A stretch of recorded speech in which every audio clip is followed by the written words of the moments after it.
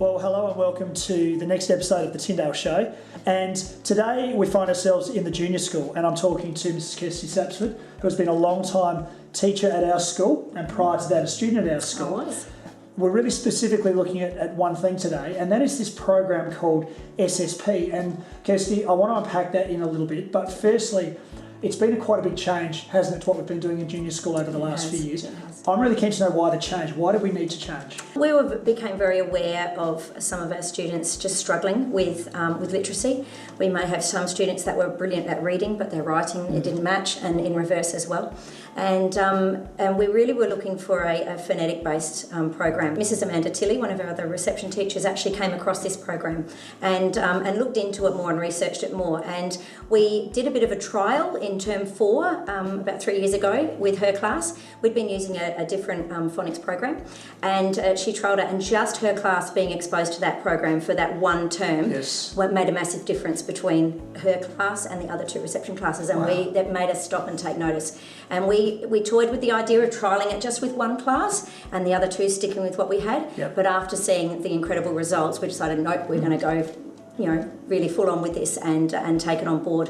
For us as staff, it was a big thing to get our heads around it. There's a lot of different language used in the program, but it really does just make sense as you get going with it. And this is now our third year with the program, so our first class are our Year 2s this year, and we're just seeing incredible results. Well, I have a Year 2 in my household, and so we know SSP as duck hands. Duck hands.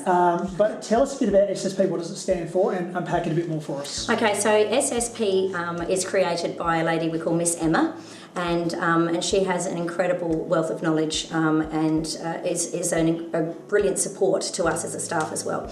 And it stands for Speech Sound Pics, or pictures. So the children are taught that we don't refer to them as alphabet letters. So they're not learning the alphabet ABCs, they're learning that each alphabet letter as we know it is called a sound pic. So it is a picture of how that letter might look. So instead of them just knowing that S only looks like one particular way, they learn that all of the different options and all the possibilities that it could look like within a word, which then makes it very easy for them as they go along with their reading or their writing to think about what sound choices they need to make. So it's really about them not having spelling lists and things like that with just prescribed words that they have to learn. It's words they want to use and how they're using them in their own writing that they're able to make their correct sound pick choices. Part of that is that we use a thing called lines and numbers. So I'll just give you a little example. For example, the children when they start have the first 6 sounds that they are introduced to. So we start with, which is similar to other programs that we have. So we have these first 6 sounds. Each sound has a little monster. And the monsters have a little action. The monsters have nothing to do with the thing, so it's not like a snake or anything like that, so they don't associate that. But what it does is that for those children that are not quite ready for this straight away, are able to just focus on the sounds they're hearing. So they will play with the monsters and learn to build words with the monsters. So it's lots of phonemic awareness, and that's what we're really working on at the moment with our receptions, is them being able to hear. If we say sat, that they know it says sat. So we're breaking down the sounds in words.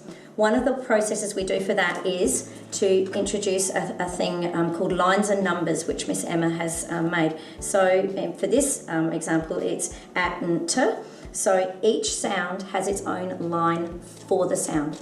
So when the children move from this and progress to doing their own writing, they actually write with lines and numbers as well. So it just provides them with a way to break it down and make it manageable.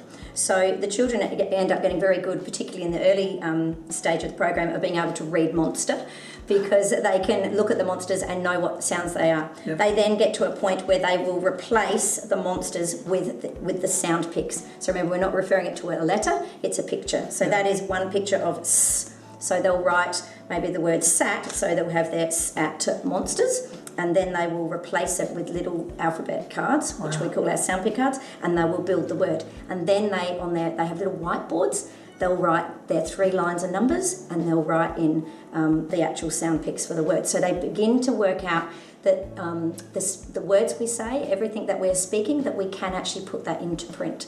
So, which just is amazing to watch the children do it.